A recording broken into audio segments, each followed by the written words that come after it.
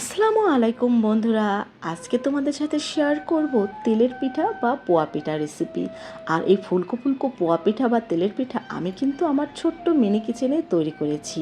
আশা করছি আপনাদের কাছে ভিডিওটি খুবই ভালো লাগবে। তো দেখে নেওয়া যাক আমি কিভাবে পিঠাগুলো তৈরি করেছি।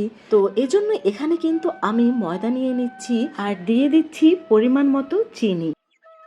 যে পরিমাণের পিঠা তৈরি করবেন সেই পরিমাণের ময়দা নিয়ে নেবেন।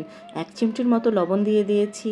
এখন অল্প অল্প করে পানি দিয়ে এখানে পিঠার পারফেক্ট একটা ব্যাটার তৈরি করে নেব।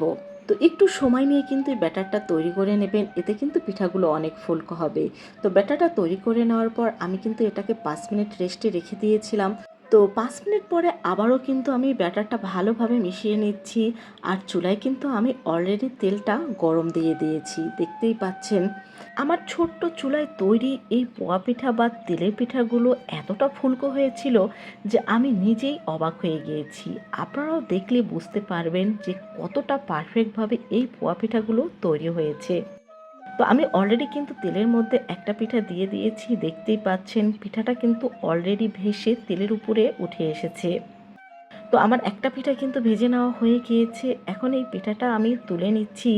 আর এই পিঠাগুলো খেতেও কিন্তু মাশাআল্লাহ অনেক বেশি ভালো ছিল। আমার কিন্তু এই ছোট্ট মিনি কিচেনে পিঠা বা যে কোনো খাবার রান্না করতে অনেক বেশি ভালো লাগে। কারণ এই কাজগুলো আমি যখন করি আমার মনে হয় আমি আমার ছোটোবেলায় ফিরে যাই।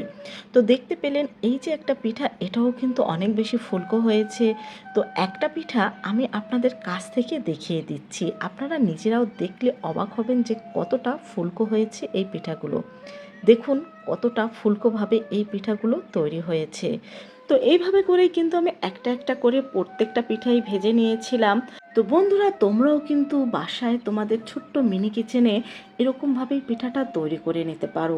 বিশেষ করে যাদের ছোট্ট মেয়ে বাবু আছে তারা কিন্তু এরকম ছোট্ট মিনি কিচেনে রান্না দেখলে অনেক বেশি খুশি হয়। যেমন আমার এই মিনি কিচেনে যে আমি টুকিটাকি রান্না করি, এটা কিন্তু শুধু আমার মেয়ের জন্যই করা হয়েছিল।